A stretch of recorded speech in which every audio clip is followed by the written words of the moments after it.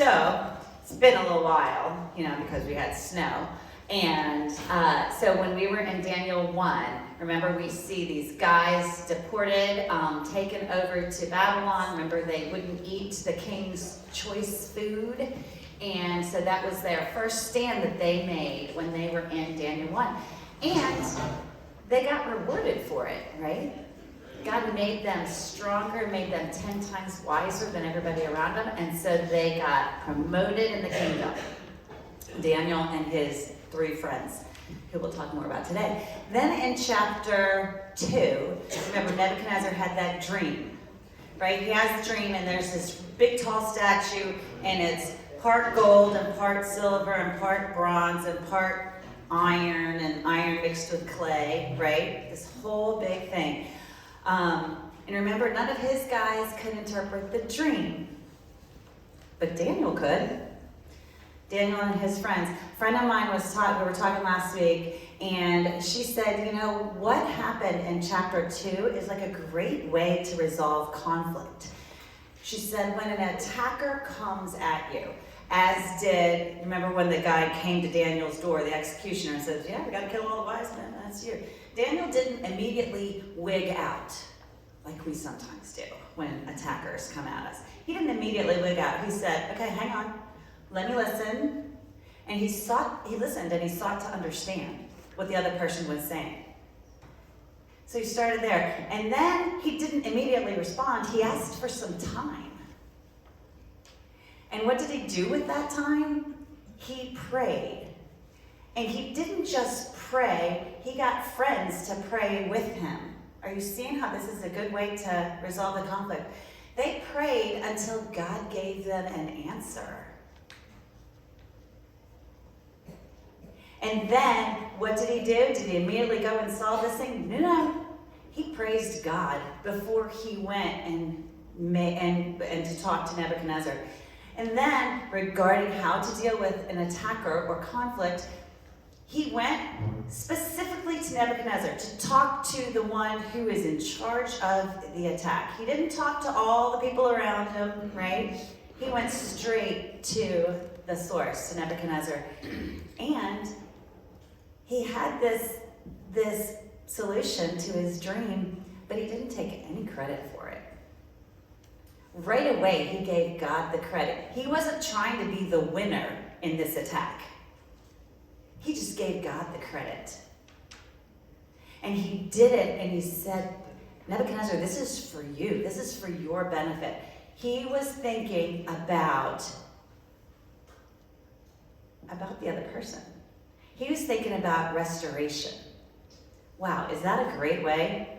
I didn't think of any of that. All that came from my friend Eddie from last week. All right, so now we had this image. And we are in Daniel chapter 3. If you thought we were in Daniel chapter 5, good news, we're not. We'll get there the next week. All right, so Daniel chapter 3, starting in verse 1. Nebuchadnezzar the king made an image of gold, the height of which was 60 cubits, and its width 6 cubits. He set it on the plain of Dura in the province of Babylon. Then Nebuchadnezzar the king sent word to assemble the satraps, the prefects, and the governors, the counselors, the treasurers, the judges, the magistrates, and all the rulers of the provinces to come to the dedication of the image that Nebuchadnezzar the king had set up. Then all those guys were assembled for the dedication of the image that Nebuchadnezzar the king had set up, and they stood before the image that Nebuchadnezzar had set up. Then the herald loudly proclaimed, to you the command is given, O peoples, nations, and men of every language, that at the moment you hear the sound of the horn, flute, lyre, trigon, psaltery, bagpipe, and all kinds of music, you are to fall down and worship the golden image that Nebuchadnezzar the king has set up. But whoever does not fall down and worship shall immediately be cast into the midst of a furnace of blazing fire. Therefore, at that time, when all the people heard the sound of all those instruments, the nations and the men of every language fell down and worshipped the golden image that Nebuchadnezzar the king had set up. So first, in Daniel 2, Nebuchadnezzar has this dream, and remember that it was partially gold, part silver, part bronze, right? All that. Well, this thing is all gold. This thing is all gold, and it's like, it's all about me. My kingdom's never going to end. This is happening about 10 years after Nebuchadnezzar had that dream. So he had the dream. He was very concerned about it, but didn't really learn anything about it. So he makes this statue. Now, when you think about this image that he made, we don't know that it's a person, right? We don't know that part. We tend to think of it as it is. But I want you to think the dimensions of it are like 90 feet high, a cube based on cubits, 90 feet high and 9 feet wide. It's kind of, think more like Washington Monument than Statue of Liberty, right? It's not really in proportion. It's really tall and thin. And so he sets up this golden image shining in the sun. And then Nebuchadnezzar has, this whole like Olympic opening ceremony, and there's music, and everybody has a part in this ceremony. This is what's going to happen.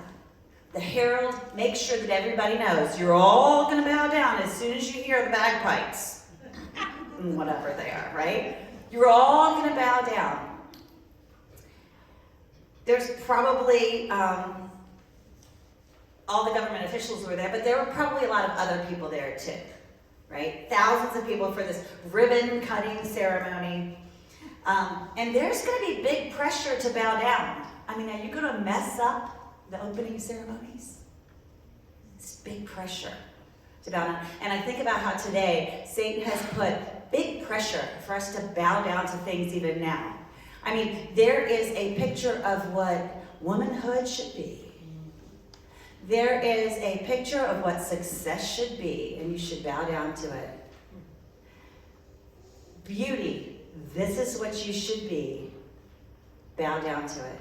There's so many things that Satan puts in our way. This is not just something that's happening back then. This is happening right now today. It just is not necessarily in obelisk form.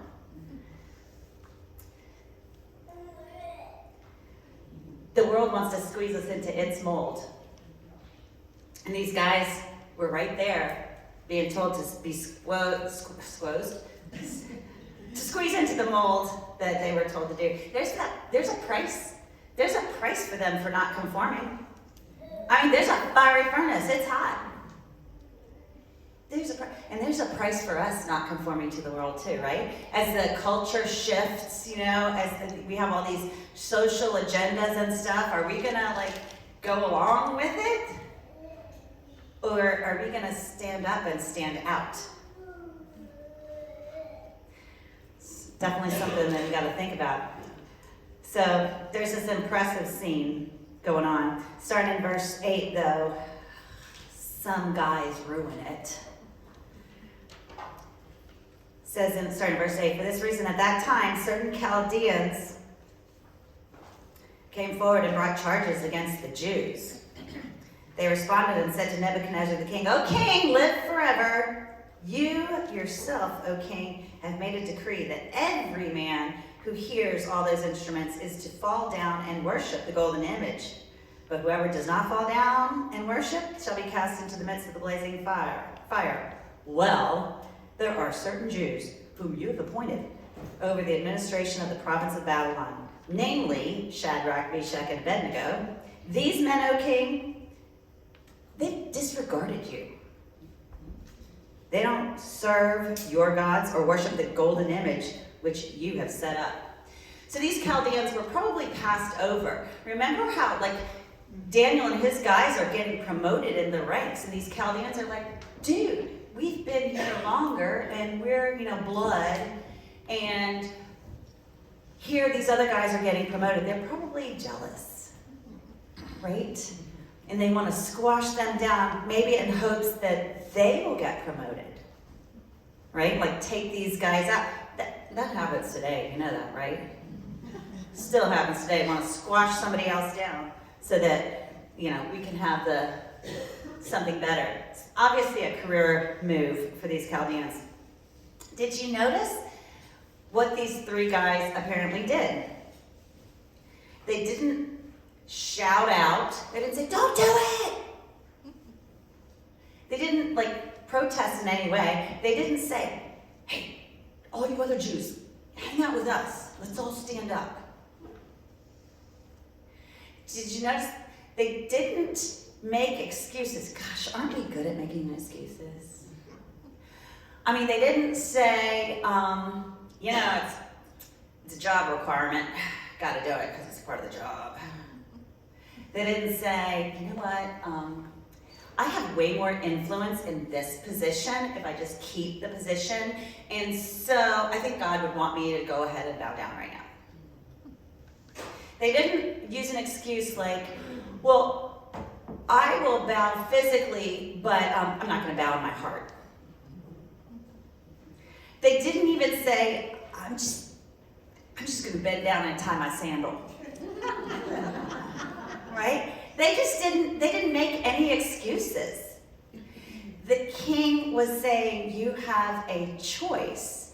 You either bow down or you get the furnace. And these guys were saying, but we don't have a choice. There's not a choice. I can remember when my daughter one day, she grew up eating, like me. And then one day she became someone who didn't want to eat meat. I'm like, so you're not going to eat meat? I'm like, she says, no, I'm not going to eat meat. And so she just wouldn't eat meat. And I thought, why won't you eat meat? Well, now years have gone by, and I don't think of her as the girl who won't eat meat. I think of her as a vegetarian, or more appropriately, a pescatarian, apparently, if you eat fish, whatever. I don't eat fish, so I can't even cook that for her. Anyway, these guys, 20 years have gone by now. Remember, they're not eating the king's choice food. They made these little choices for 20 years now. They're not just the guys who wouldn't eat from the table. They're the guys who honor their God. This is just who they are now. And they don't see that there is a choice. And they're not going to go and change everybody else's mind. They're just like, yeah, we're just going to stand up. We're not going to bow down.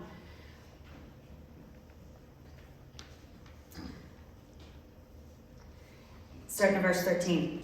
Then Nebuchadnezzar, in rage and anger, gave orders to bring Shadrach, Meshach, and Abednego.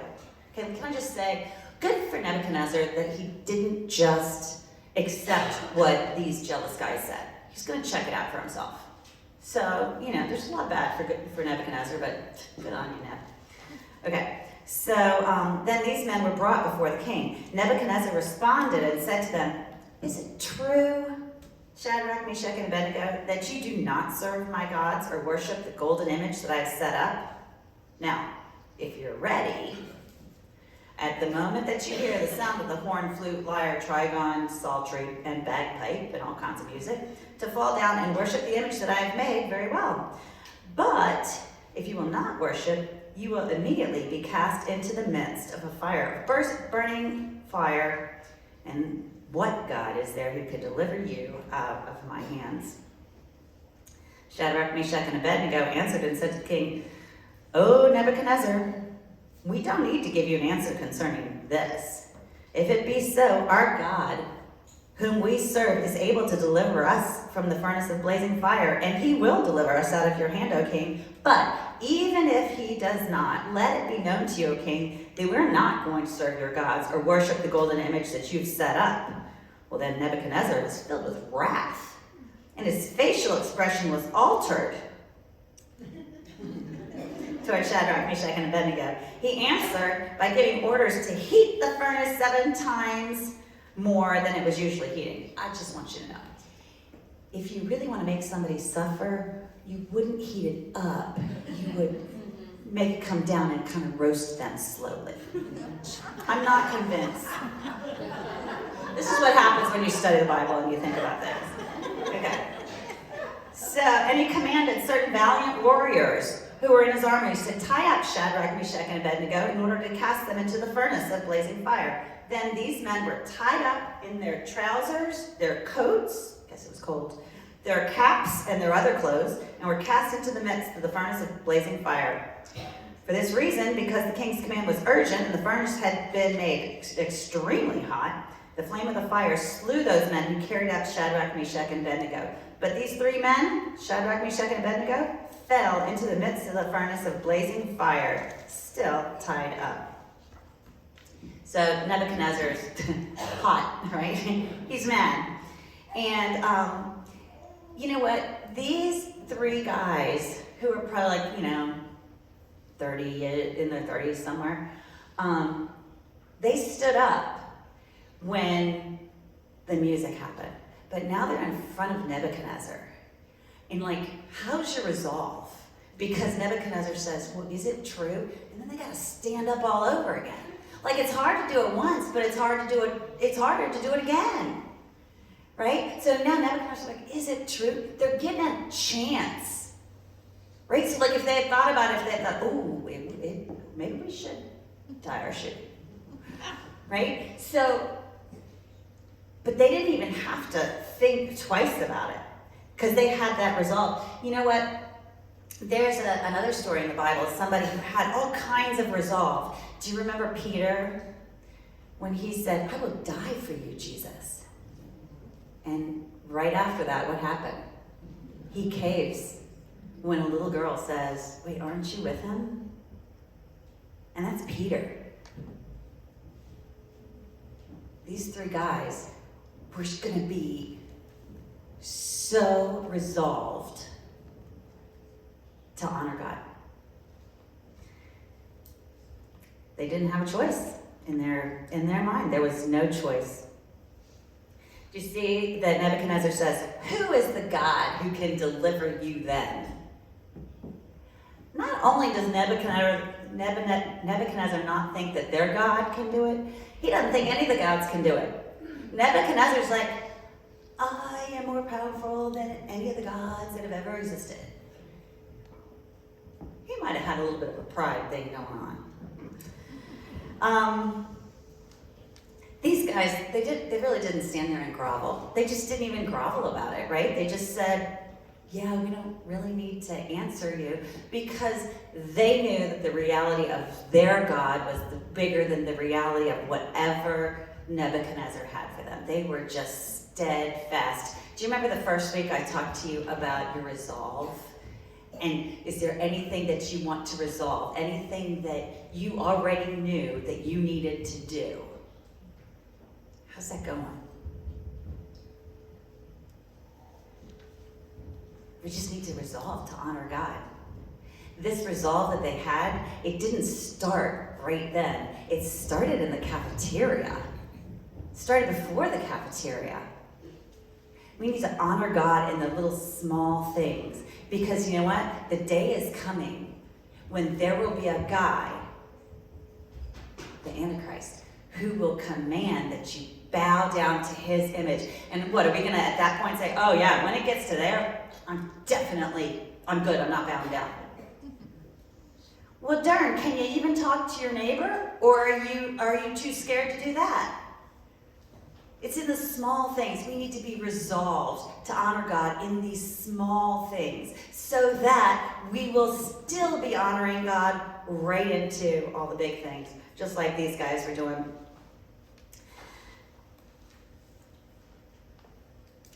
They knew that God was bigger and that God could save them, but they didn't presume to know that God definitely would save them. They just knew that he had the power to do it. He was able to do it. And you know what? Sometimes we find ourselves in situations where God gives you the answer that you want. And we say, oh, God heard my prayer. God heard your prayer whether he gave you the answer that you wanted or not. He heard your prayer. We tend to say, oh, God answered my prayer because he answered it the way I wanted it to. The world doesn't revolve right here. I so wish it did sometimes. We don't have to bow down to the image that the world puts in front of us. But we have to start in the little things. right? Start standing in the little things, and then you can stand in the bigger things. So anyway, Nebuchadnezzar is pretty mad at this clear insubordination. So he drops them into the furnace. And starting at verse 24. Then Nebuchadnezzar the king was astonished, and he said to his high officials, "Was it not 3 men we cast bound into the midst of the fire?" They answered and said to the king, "Certainly, O king." He answered and said, "Look, I see 4 men loosed and walking about in the midst of the fire without harm, and the appearance of the 4th is like a son of the gods." Then Nebuchadnezzar came near to the door of the furnace of blazing fire. He responded and said, "Shadrach, Meshach, and Abednego, come out, you servants of the Most High God, and come here." Then Shadrach, Meshach, and Abednego came out of the midst of the fire. And the satraps, the prefects, the governors, and the king's high officials gathered around and saw in regard to these men that the fire had no effect on their bodies, nor was the hair of their head singed, nor were their trousers damaged. I love that. Nor had the smell of fire even come upon them. Well, it says Nebuchadnezzar was astonished, right? Well, you would be astonished. You would be astonished. There were 3, he saw 3 figures, but then all of a sudden there's a 4th figure. Do you see that Nebuchadnezzar saw the 4th figure, but we are not told that anybody else saw the 4th figure? We don't even know if Shadrach, Meshach, and Abednego saw the 4th figure. We don't know if anybody else was looking at the king going, "Sure, king, there's 4 of them." When they came out, you think Nebuchadnezzar was like, "Yeah, where's the other guy? Yeah, you 3, come on, where's the other guy?" We don't see any of that. Just because you don't see Jesus in the middle of the fire that you're in doesn't mean he's not there. He's comfortable in the fire. That is where he is. He's right there with you. What do you think they were doing? Well, here we are on the fire. You wearing flame retardant jammers? You know? Getting hot? Yes, but it's a dry heat. You know? I mean, who knows? What are they talking about, these guys? In the Septuagint, I don't know a whole lot about it except, what do they say? It's the oldest surviving Greek translation of the Hebrew Bible. Okay, the oldest surviving one. And in the Septuagint, now this is not our Bible specifically, but it mentions that these guys were singing. Can you imagine? Nebuchadnezzar's like, throw him in there. His guys get burned up, and he starts walking away, assuming they're getting burned up, and then he's like, "What is that? Is that singing? Is that a 4th guy in the fire with him?" Such a cool thought. We don't know. That's what the Septuagint says. But it's just a neat thought. I don't know what they're going to be singing. But some praise to God, I'm sure. Did you notice that they got thrown in with all their clothes on, and they were bound? You know, because heaven forbid that they run out of the fire. But did you see, Nebuchadnezzar saw these guys who were not bound in the fire anymore. The only thing that fire seemed to burn up was the bindings on their hands. And have you ever been in a campfire and not smelled like smoke afterwards? I mean, how is that even possible? The smell, but it didn't even happen. Now, there's some people who are going to say, "Gina, this is a fairy tale. This doesn't happen." Like, there will be people who will just say, "Yeah, great story, but can't happen." And here's what I would say. Genesis 1:1. In the beginning, God created the heavens and the earth. Do you believe that? Because if you can believe that, why couldn't he suspend those properties for a little bit of time? Why couldn't he?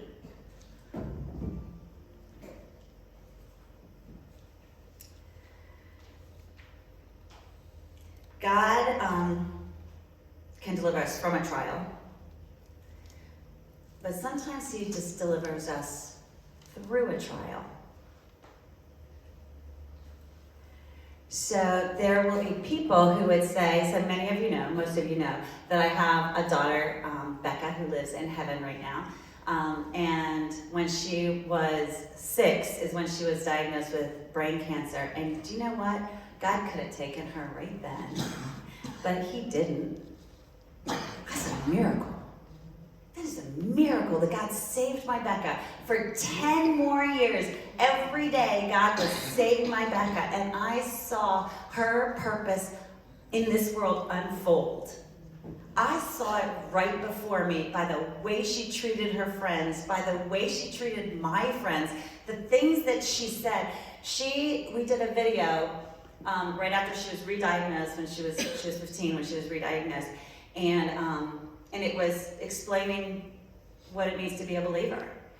And in this video, she's just telling her story, and she says, I wanted to find the video and show it to you, but I didn't. She says, you know what? I became a believer, and then I got cancer, and it seems like God wouldn't do that to me, but he got me through it. Darn, girl. Sometimes God gets you through the trial, doesn't take you out of the trial. God did a miracle in Becca's life, keeping her here for 10 years. But then people will say, yeah, but you didn't get the miracle because she died. Are you kidding me? Look at the miracle that was her life and the people that she touched. The way that I am changed because of having the privilege to be Becca's mom and see her every day and what she went through. Becca had a purpose, and you have a purpose.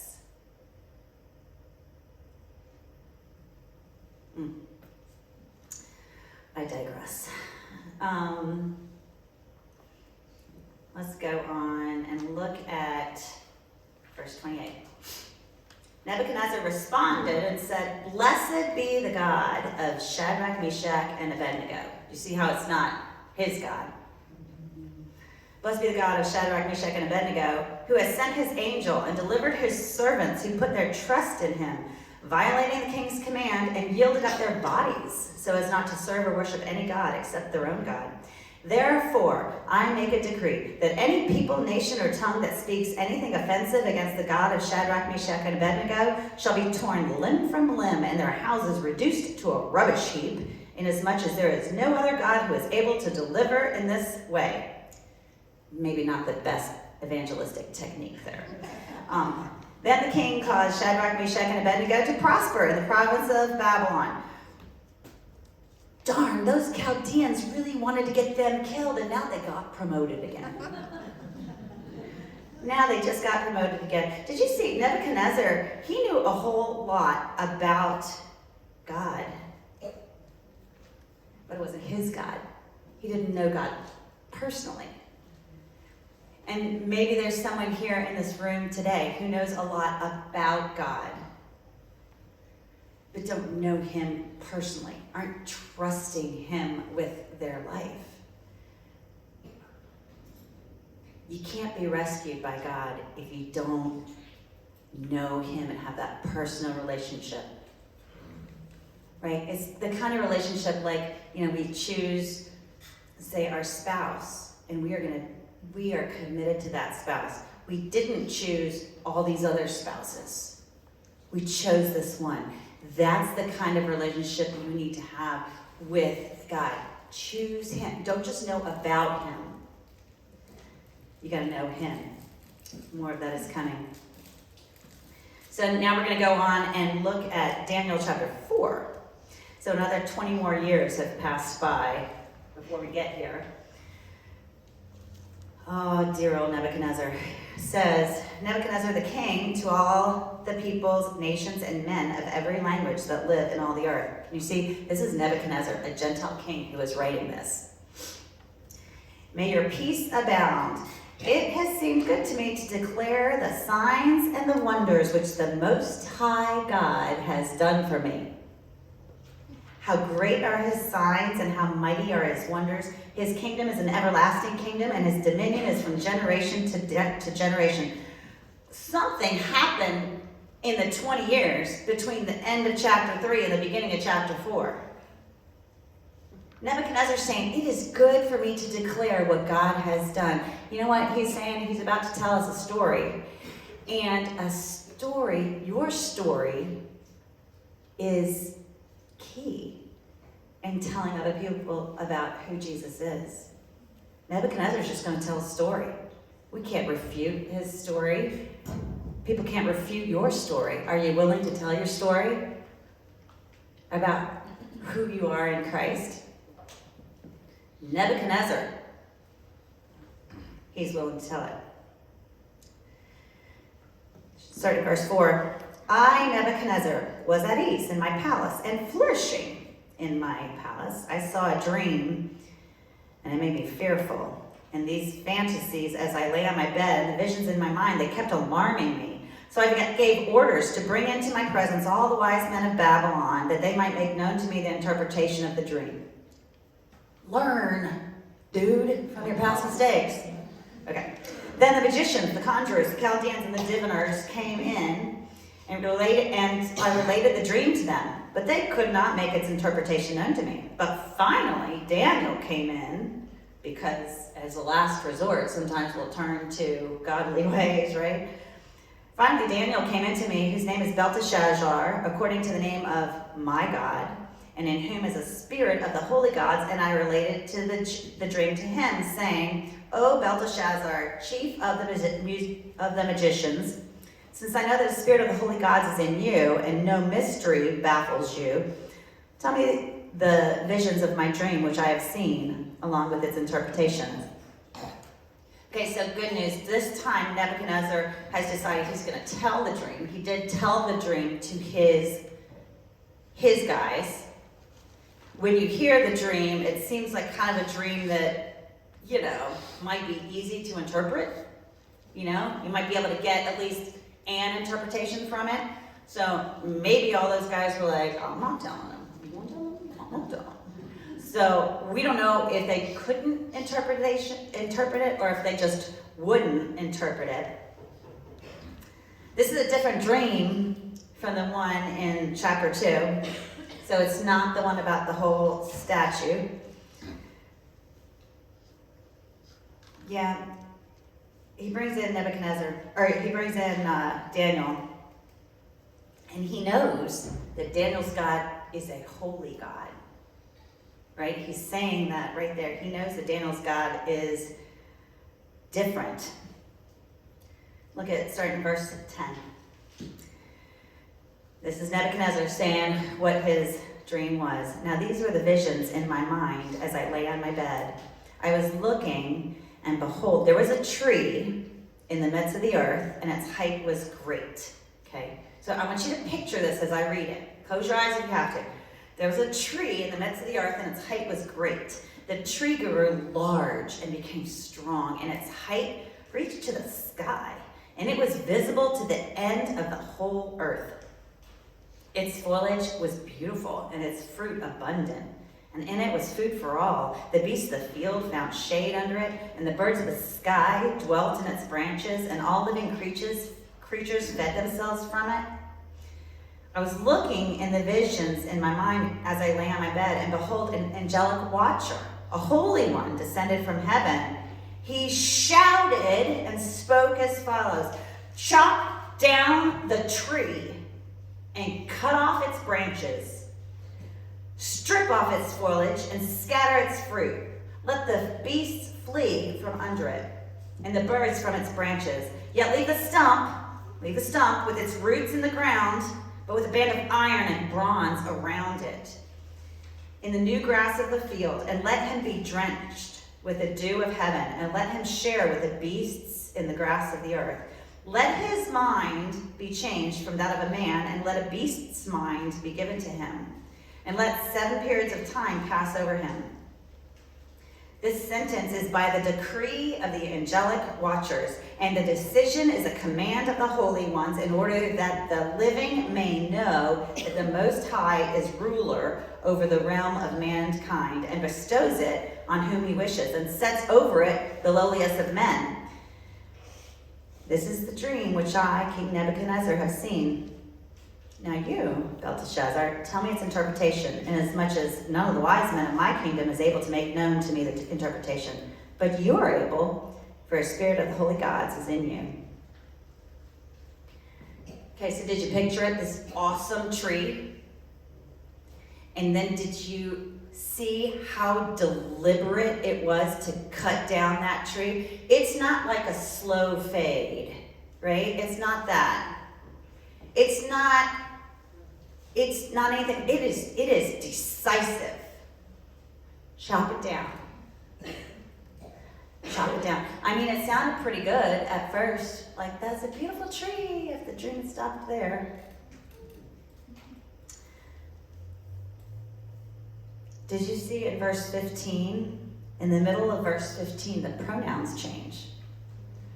We were talking about the tree, it. Listen to verse 15. Yet leave the stump with its roots in the ground, but with a band of iron and bronze around it in the new grass of the field, and let him be drenched with the dew of heaven, and let him share with the beasts.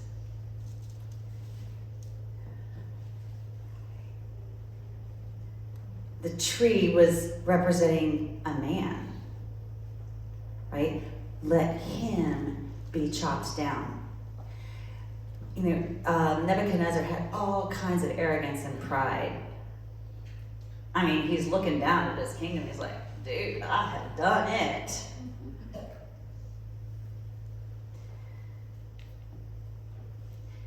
I think Nebuchadnezzar would be the kind of guy at this point who would say, all right, God, let's you and I make a deal. Like, I get it that you got some stuff to bring to the table, but I got stuff too. Check it out. Right? We need to come to the place where we realize that God has all of it. As soon as you think you bring anything to the table, yeah, you're wrong. It's going to take such a humbling experience for Nebuchadnezzar to come to this realization. We can actually read it and learn from his mistakes. You know how we read it and we're like, dude, why are you asking those magicians again? Well, you know what? We could still learn from him in other ways. He maybe didn't learn from himself, but we have the opportunity to learn from him. God alone is going to be the one who has to be glorified, and we cannot live in a fog thinking that we are this when God is like, you need to come humbly.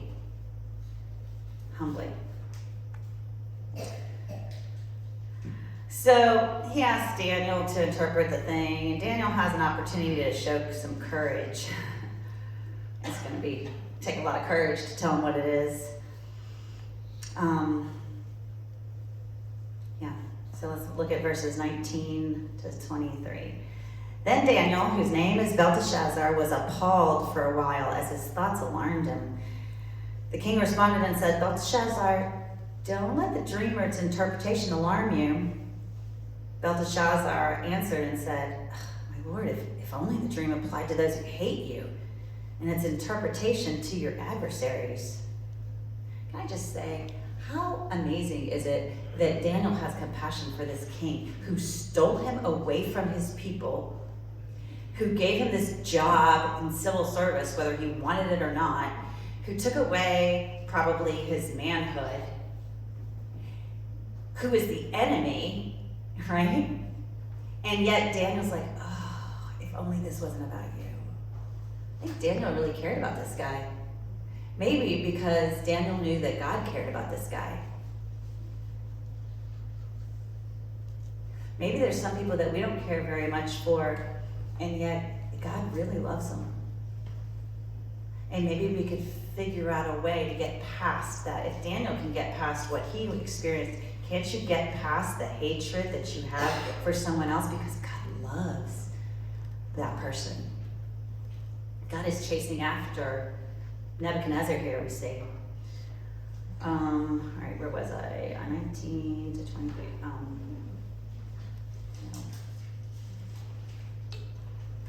I'm lost. Where was I, guys? 20, great.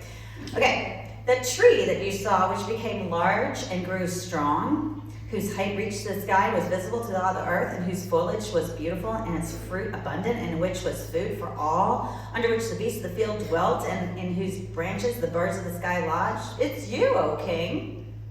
For you have become great and grown strong, and your majesty has become great and reached to the sky, and your dominion to the end of the earth. And in that the king saw an angelic watcher, a holy one, descending from heaven and saying, chop down the tree and destroy it. You'll leave the stump with its roots in the ground, but with a band of iron and bronze around it in the new grass of the field. And let him be drenched with the dew of heaven, and let him share with the beasts of the field until 7 periods of time pass over him. This is the interpretation of a king, and this is the decree of the Most High, which has come upon the Lord my King.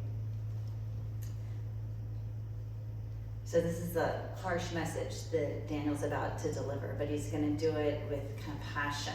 He's got to have a lot of courage to do this, because this king, if he doesn't like it, could just say, get out, toss you, kill you, whatever. I love that. I have a friend, Kara, who has on her email signature, it always says, and apparently it's a quote from FDR, courage is not the absence of fear, but the recognition that there's something greater than fear. And here in this moment, Daniel is knowing that there is something greater than his own fear, and he needs to tell Nebuchadnezzar what's going on. So starting in verse 24, this is the interpretation, O king, this is the decree of the Most High, which has come upon my lord the king, that you be driven away from mankind. And your dwelling place be with the beasts of the field, and you be given grass to eat like cattle, and be drenched with the dew of heaven, and 7 periods of time will pass over you until you recognize the Most High is ruler over the realm of mankind and bestows it on whomever he wishes. And in that it was commanded to leave the stump with the roots of the tree, your kingdom will be assured to you after you recognize that it is heaven that rules. Therefore, O king, may my advice be pleasing to you. Break away now from your sins by doing righteousness, and from your iniquities by showing mercy to the poor, in case there may be a prolonging of your prosperity. So at this point, it's just a dream. And Daniel's given this king some advice because he really cares. You probably have people in your life that give you advice. And do you listen to it? We got to be careful who we allow to speak into our lives to give us advice. But once we hear advice and pray about it, you need to determine what God would have you do. Man, what if Nebuchadnezzar had changed right here? If he had said, ooh, I don't want that to happen. Wonder what would have happened. But he didn't. Love speaks up. Love speaks up. Do you speak up when you have a friend who's going the wrong way? Do you risk losing that friendship because you care more about the friend? That's how Daniel was about Nebuchadnezzar. Wow. Starting in verse 28. All this happened to Nebuchadnezzar the king. 12 months later, 1 year. God gave him a year. 12 months later, he was walking on the roof of the royal palace of Babylon. The king reflected and said, is this not Babylon the Great, which I myself have built as a royal residence by the might of my power and for the glory of my majesty? While the word was in the king's mouth, a voice came from heaven saying, King Nebuchadnezzar, to you it has been declared, sovereignty has been removed from you. Can you imagine hearing this voice? And you will be driven away from mankind, and your dwelling place will be with the beasts of the field. You will be given grass to eat like cattle, and 7 years of time will pass over you, or 7 periods of time will pass over you until you recognize that the Most High is ruler over the realm of mankind and bestows it on whomever he wishes. Immediately, the word concerning Nebuchadnezzar was fulfilled, and he was driven away from mankind and began eating grass like cattle, and his body was drenched with the dew of heaven until his hair had grown like eagle's feathers and his nails like bird claws. 1 full year later, God was patient. But Nebuchadnezzar mistook God's delay for acceptance.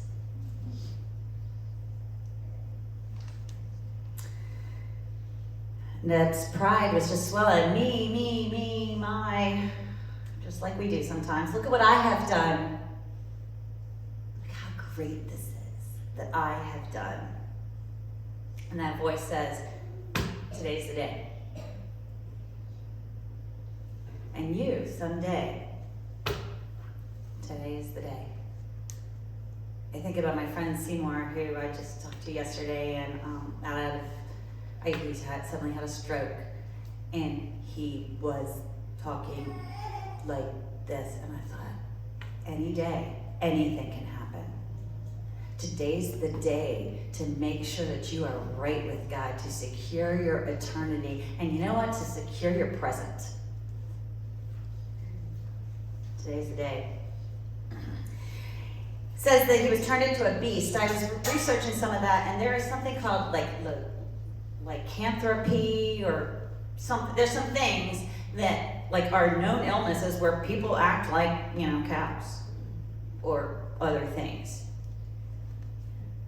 This was the king who, was in charge of the world, who all of a sudden, in a moment, is cut down and is eating grass from the field and kind of living outside the dew of heaven. So probably it's getting rained on. He's getting rained on. His hair is growing out like feathers. I don't even know about that. I'm thinking dreads. I don't know. I mean, sometimes dreads are cool, but that's what I'm thinking it looked like.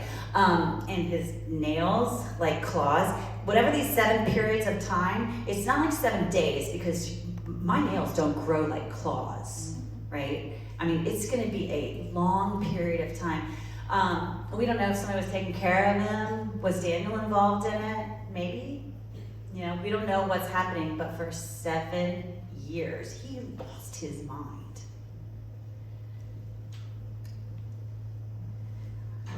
God's goal, though, was not punishment for the sake of punishment. God's goal was restoration.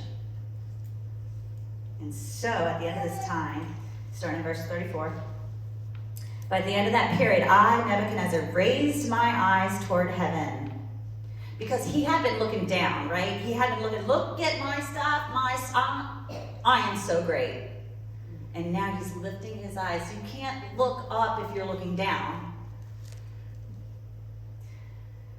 And my reason returned to me, and I blessed the Most High and praised and honored him who lives forever, for his dominion is an everlasting dominion, and his kingdom endures from generation to generation, and all the inhabitants of the earth are accounted as nothing, but he does according to his will in the host of heaven and among the inhabitants of earth, and no one can ward off his hand or say to him, what hast thou done? At that time, my reason returned to me, and my majesty and splendor were restored to me for the glory of my kingdom, and my counselors and my nobles began seeking me out. So I was reestablished in my sovereignty, and surpassing greatness was added to me. Now I, Nebuchadnezzar, praise, exalt, and honor the King of heaven, for all his works are true, and his ways just, and he is able to humble those who walk in pride. He was just shouting out those praises, wasn't he? One of the questions in your homework was, do you think Nebuchadnezzar will be in heaven? I think he will be. I think God was pursuing Nebuchadnezzar, right? Giving him these dreams, putting Daniel in his life, Shadrach, Meshach, and Abednego in his life. I think God was racing after Nebuchadnezzar, relentlessly, humbled him to the point where Nebuchadnezzar eventually looked up. I think he'll be in heaven. God will make has made that decision ultimately. I think about how in my own life, I chase after my kids relentlessly. I so want the best for them. I so want the best for them. And you've heard, that I've said things about my son Drew, who I just desire more than anything to know God. And I love him, and it doesn't matter what he does. I love him, but I want more for him. I want so much for him, and I pray faithfully for him. And I'm like, God, if it takes a humbling experience, let it be. So I was reviewing this last night, and some of you know that I have a particular time of the day that I always pray for Drew. Whenever the clock says 8:08, I pray for Drew. It's a time that he chose. I actually said to him, I said, I'm going to pray for you every day. What time do you want me to pray? And he says 8:08. So I pray for him every day at 8:08. And I looked down as I was preparing this, and chapters 3 and 4 in my Bible are on page 808. And so I sent it to Drew. I sent a picture of it because he knows that I pray. This was last night. And I said, hey, I'm teaching Daniel 3 and 4. Oh, I guess this was this morning. I noticed it last night, but I sent the text this morning. I'm teaching Daniel 3 and 4 today, and notice the page number, your prayer time, praying extra hard for you. His response was, nice, how fun. Followed by this text, and this is what I got just a minute ago while I was in there. He says, I had a terrible dream last night. I was staying at a hotel. Yeah, because this world is not our own, right? He was staying in a hotel. The hotel was infested by snakes. And every time I moved in my sleep, they would bite my fingertips. And I just texted back, I said, yuck. Satan was disguised as a serpent or snake. Because see, every time Drew moved in his sleep, they would bite his fingertips, because right now he's like asleep. He has been taught exactly who Jesus is. He knows about Jesus, but he doesn't have that personal relationship with Jesus. Knowing about Jesus is never going to save him. He's going to get bitten repeatedly while he sleeps, while he slumbers, and doesn't make this choice. And I'm looking right here at 8:08, and I'm thinking, I want him to be Shadrach, Meshach, and Abednego. I want him to stand up for God no matter what. But he's more like arrogance. And I don't need God. And will it take cutting him down? I hope not. But God, if that's your will, do it. Because you know this, you've heard me say it, and Drew knows I tell you guys about this stuff too. I tell him all the time, I'm like, I talked about you again. Whatever. It's not too late until that day comes, till God says, today's the day. And so if you have not made that decision, would you talk to me, talk to a friend? There's a reason that Nebuchadnezzar had Daniel in his life. There's a reason that you have some of your friends in your life. Maybe for you to tell them your story, maybe for them to tell you their story. Whatever the reason is, do not let another day go by.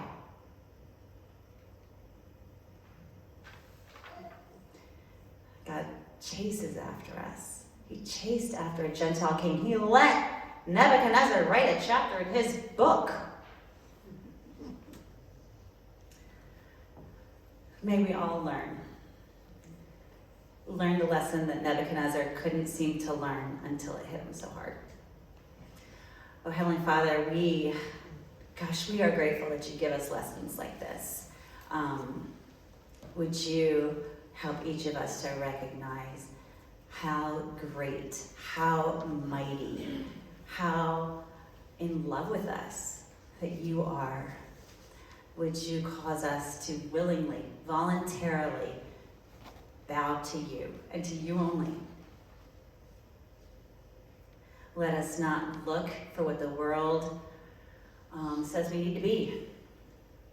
But God, let us just focus on what you say that we need to be. And we thank you for this time to hear from you. And God, I pray right now for Drew Parcells. Whatever you need to do, God, I know how much you love him. And my love for him pales in comparison, and I love him a lot. God, bring him to you. Draw him close. His name is Drew. Draw him close to you, God. Only you can do that. I thank you, and I pray now in Jesus' name. Amen. Amen.